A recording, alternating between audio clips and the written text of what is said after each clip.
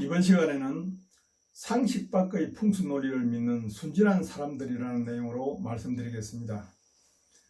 20여 년 전 유명세를 떨치던 기관이 상식 밖의 풍수 이야기로 상당수 국민들에게 풍수를 미신처럼 신비화시킨 사례가 있었습니다. 이 일은 국민들에게 유명한 기관이라는 인식과 함께 풍수를 신비한 것으로 인식하게 만들었습니다. 그는 1993년 발간한 책에서 김일성이 전주 모악산에 있는 32대조 김태서의 묘지 발복이 1994년 9월 종료됨으로써 사망하게 된다는 내용을 실어서 독자들의 큰 관심을 끄는 데 성공했었습니다. 그 후 김일성 사망으로 상당한 국민들의 주목을 받았고 그의 주가를 급등시켰습니다. 특히 그의 책은 베스트셀러가 됨으로써 국민들에게 그의 풍수 실력에 대한 신비감을 인식시키는 계기가 되었습니다. 그러나 문제는 그가 김일성의 북한 통치 요인이자 사망 원인이라고 설명한 32대조 김태서 묘의 발복과 종료가 김일성에게 미친 영향에 관한 풍수 논리가 정말 신빙성이 있느냐는 것입니다. 이것은 풍수 지식이 부족한 국민들에게 풍수가 신뢰할 수 있는 이론인지 아니면 미신에 지나지 않는 것인지를 판별하는 중요한 문제인 것입니다. 김태서는 경순왕의 후손이며 고려의 몽고 침입 시 전주로 이주한 전주김씨의 시조라고 합니다. 그가 제시한 700년 전 사망한 김일성의 32대조의 묘지로 인한 발복과 발복 종료의 진위를 객관적으로 살펴볼 필요가 있습니다.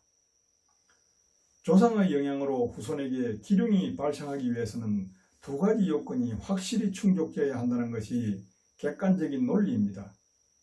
첫 번째는 조상의 유골이 땅속에서 산화되지 않고 보존되어 있어야 그 땅의 지기가 유골에 연결되어 후손에게 전이되어 영향을 줄 수가 있습니다.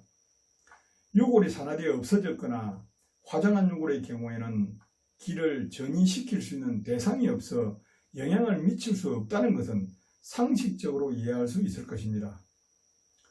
두 번째는 앞의 조건을 충족하여 지기가 연결되어 있는 유골일 경우 묘지 풍수의 핵심 이론인 동기감흥, 즉 현대의 DNA 유전자가 유사한 사람끼리 교감한다는 원리에 의하여 서로의 인기가 일정 비율 같아야 교통이 가능한 것입니다. 이 원리는 라디오를 들으려면 방송국에서 전송하는 전파를 받을 수 있는 주파수 범위 안에 맞추어야 방송을 들을 수가 있고, 주파수와 멀어질수록 전파 수신이 약해져서 나중엔 수신이 되지 않는 원리로 이해할 수 있습니다. 그러므로 매장자와 살아있는 후손 간의 DNA 동기 비율이 일정 비율 이상이 되는 경우에만 묘지가 후손에게 영향력을 미친다고 할 것입니다. 우리 국민들의 오랜 관행인 제사의 4대 봉사 원칙은 경험에 의해서 정해진 그런 결과라고 할 수가 있습니다. 이 두 조건에 의하면 첫째로 700년 전의 조상유골이 온전히 보존되어 있는가 하는 문제입니다. 매장유골의 경우 토질이나 기후 조건 등에 따라 다소 차이는 있지만 일반적으로 50년 정도 온전히 보존되는 것으로 확인됩니다. 가끔 200에서 300년 전의 무덤에서 유골이 발굴된 경우가 있지만 드문 사례입니다.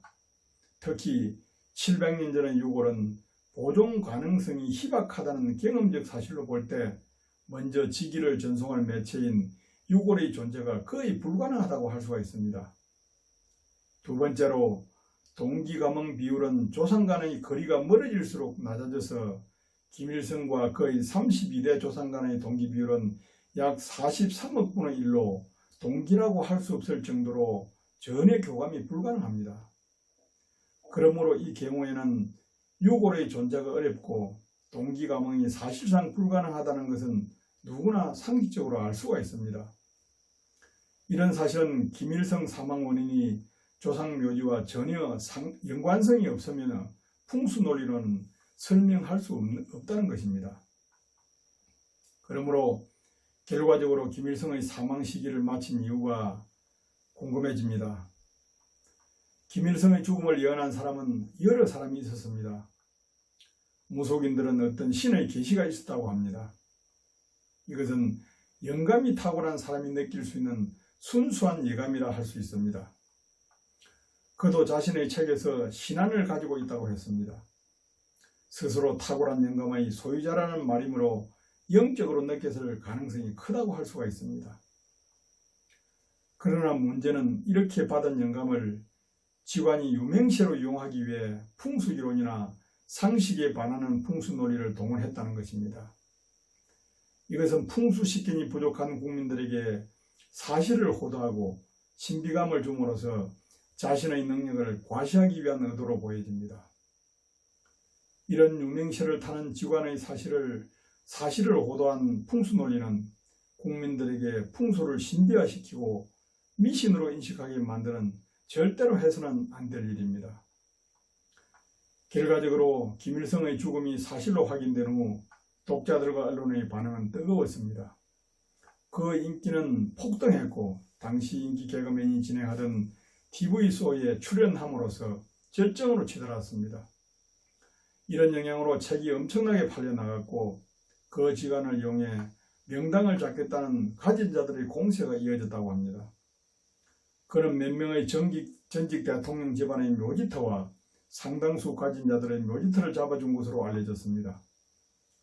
그리고 책에서 밝혔던 2003년도에는 한반도에 통일 대통령이 출연한다는 등의 여러 예언은 훗날 사실과 거리가 먼 것으로 확인되었습니다.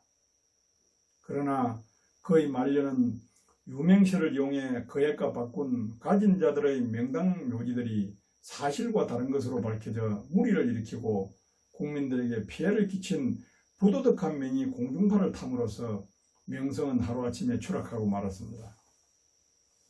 그 후 밖으로 나오지 않았고 몇 년 후 그의 묘지가 개발 제한 구역에서 발견되어 언론에 보도됨으로써 명당에 관심을 가진 국민들을 또다시 불러들였습니다.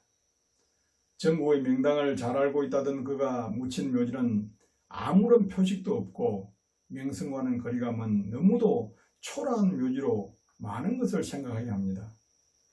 그런데 정말 안타깝게 생각하는 것은 아직까지도 많은 직관들의 선망의 대상이 되고 국민들이 김일성의 사망 원인이 32대조의 조상묘지 때문이라는 그의 논리를 믿고 있다는 사실입니다.